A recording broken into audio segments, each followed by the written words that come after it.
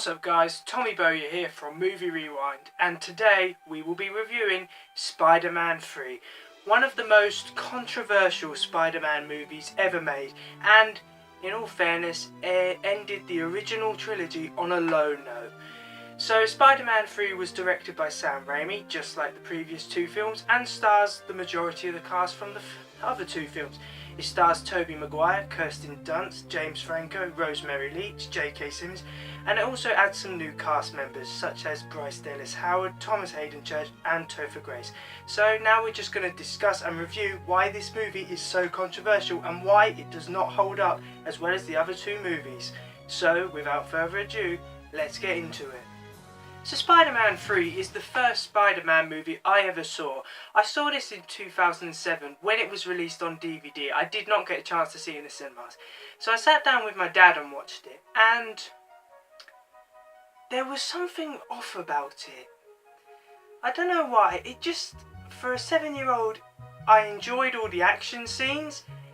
It just seemed a little bit bland and confusing. I don't know what it was. I liked the direction they were going, and I do really like Sam Raimi as a director, although this movie just felt like a bit of a mess. Like no one really knew what they were trying to do, and there was just too many cooks in the kitchen. So when I saw the other two Spider-Man movies, I figured out that those two were brilliant. Some of the best movies of all time. Spider-Man 3 is such a letdown that for a long time I, and certainly others, thought it was really good. And only as, time has progressed, we realise just how bad this movie is. This is a letdown of a movie. It is jammed with too many characters, too many subplots. The acting just becomes a bit bland, and you do not really know why the characters are acting in this particular way. And the storyline is just way too complex. They try and cram so much into this movie, and originally Sam Raimi has even stated that originally the movie was even going to be 2 films because there was just so much to put in it. That just shows you how clear there was no direction for this movie. No one really knew what they were doing, and it was just a bunch of people all getting together and trying to throw in what they thought this movie would be, and in the end it just becomes a bit of a car crash. So, I don't know, they had so much potential with this movie, although it is such a letdown, you would not believe it. So in order to understand how complex and how cramped this story is, I'm going to try and just explain the storyline, if you can call it a storyline. So the storyline goes that Peter Parker, Spider-Man, portrayed by Tobey Maguire, gets an alien symbiote on his suit, which changes his suit to jet black. And it also transforms his personality, so he becomes a lot darker and a lot less friendly neighbourhood Spider-Man. While this is all happening, there is a love triangle between Peter Parker, Mary Jane Watson, portrayed by Kirsten Dunst, and Gwen Stacy, portrayed horribly by Bryce Dallas Howard. And while you've got this, you've got Peter Parker in conflict with Harry Osborne, portrayed by James Franco, who has become the new Goblin. Yeah, not the Green Goblin or the Hobgoblin, which they really should have tied in. No, the new Goblin. And while all that is happening, you have Mary Jane Watson losing her job at a play and then falling out with Peter Parker. And then you have Sandman, portrayed by Thomas Hayden Church, who is trying to steal money to protect his dying daughter. And then you find out that it was actually Sandman that killed Uncle Ben, so you have another storyline in which Peter Parker is trying to murder Sandman. And then you have Venom, portrayed by Topher Grace, who is also annoyed at Spider-Man. And in the end, there's just a massive climax at the end. If that sounds like a lot, it is. And this movie is 3 hours long, and it's doing all that. The other two movies had such a simple story. The first movie was boy meets girl. Boy gets superpowers, boy has to protect the girl. Simple. The second movie was boy struggles with the responsibilities of being a superhero. Easy. So why does this movie have so much in it? Well, I know that Sam Raimi did not actually want to include Venom. It was the producers, especially Avi Arad, which forced him to put Venom into the movie. So already you have a character which Sam Raimi has stated he does not really understand. So he's trying to make Venom work even though he's not that committed to the character. So it just doesn't work. The storyline is a complete mess. No one knows what's going on, and that just makes a letdown of a movie because there is no clear direction because everyone is trying to have their say, which in the end result just makes a really, really complex, frustrating and confusing movie. As for the actual main storyline, the symbiote storyline, this is so bad. And trust me, if you want to see this storyline played out correctly, please go and watch the 90s Spider-Man animated series because they do such a better job there. When Spider-Man gets the alien symbiote, it is supposed to make him darker. It is supposed to make him more angry. It's not supposed to make him dancing around, going all like that. No, that's not what it's supposed to be. And obviously, I do not blame Sam Raimi because he did not understand how to do it, and he didn't really want to do it. So I don't know, it's just done so badly. And no offence, Tobey Maguire's performance in this is not very good. Actually, a lot of the cast's performance are not very good. Tobey Maguire, he plays Spider-Man so badly here that you have no sympathy for him and you actually want to see him lose because he's just naive and sometimes quite horrible. James Franco as Harry Osborne just comes across, I don't know, he loses his memory at the start of the movie, so that completely erases all the build-up, so he just becomes, he loses all the character development you put in the last two movies, so he just becomes bland and boring. The only person who actually puts in a really good performance is Kirsten Dunst, who plays Mary Jane Watson, because she actually wanted to be an independent character, and even though she wanted to become an independent character, she still becomes the damsel in distress. So even though she puts in a really good performance here, and I do give her merit for that, she just is the damsel in distress again, which it doesn't help. It really doesn't help at all. As for villains, this movie gives you 3 villains.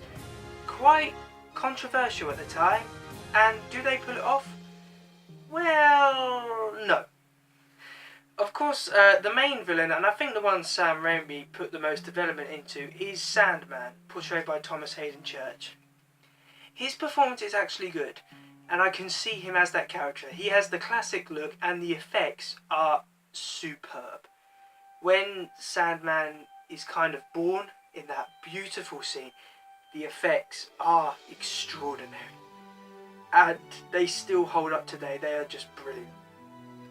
James Franco as the new Goblin. I know it wouldn't have.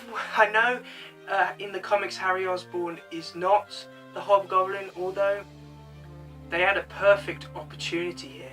And who would you have rather seen? Would you have rather seen the new Goblin, which looks more like a boy rebel than an actual supervillain, or the Hobgoblin? I think we can all agree we would rather see the Hobgoblin, because it's just more iconic and it would just please the fans more. And then we have Topher Grace as Eddie Brock / Venom.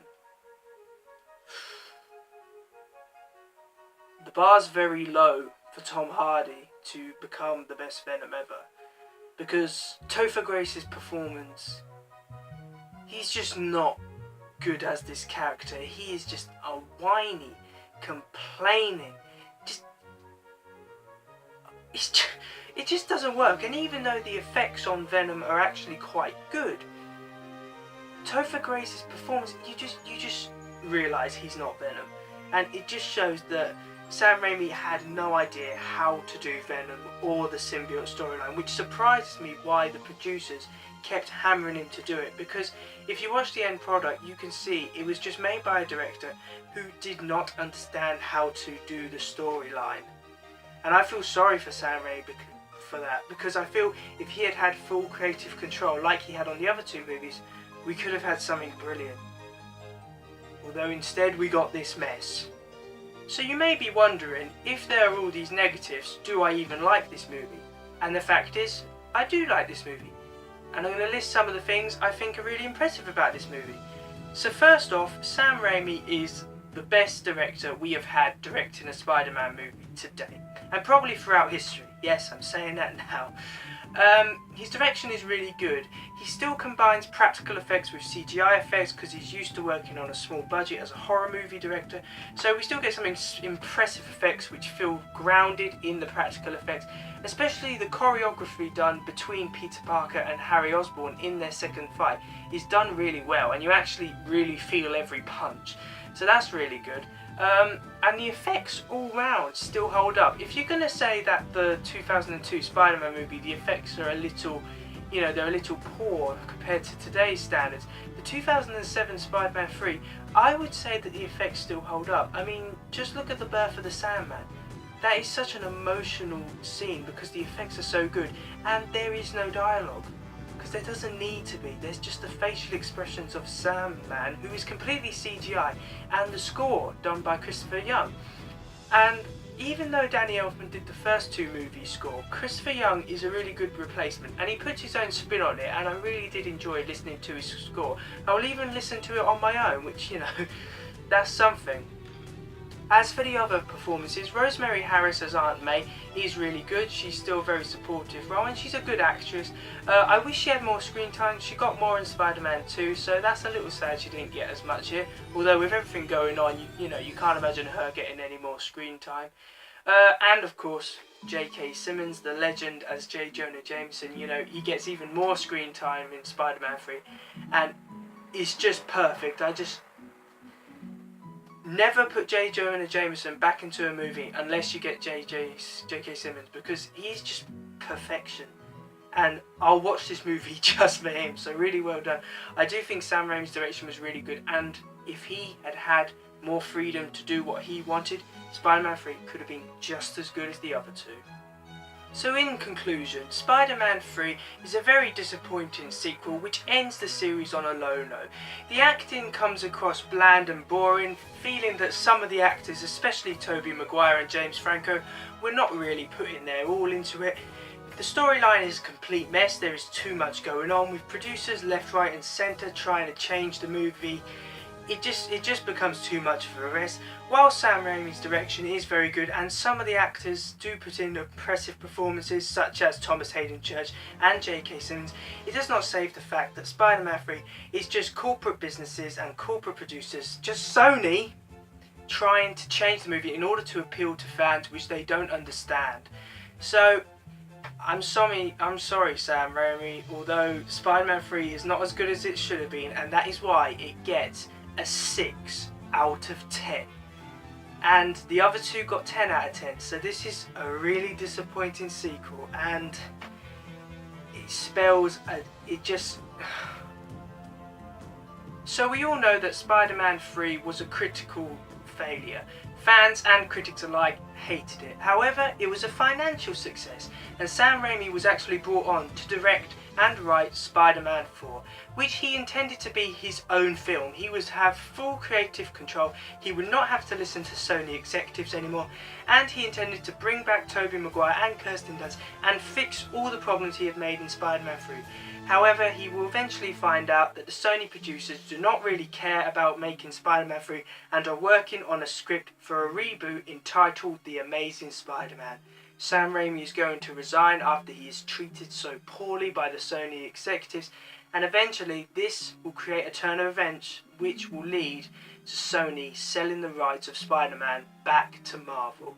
So I feel so sorry for Sam Raimi, because he could have had such an amazing Spider-Man 4. Although, now you know why I hate Sony, because they're just pigs, and all they care about is money. So, that to Sony.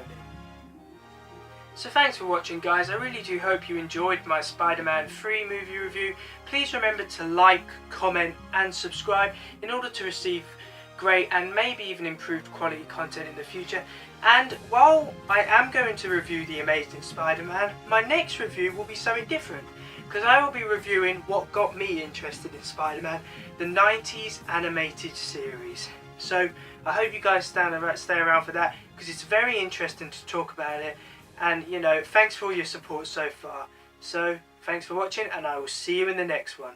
See ya.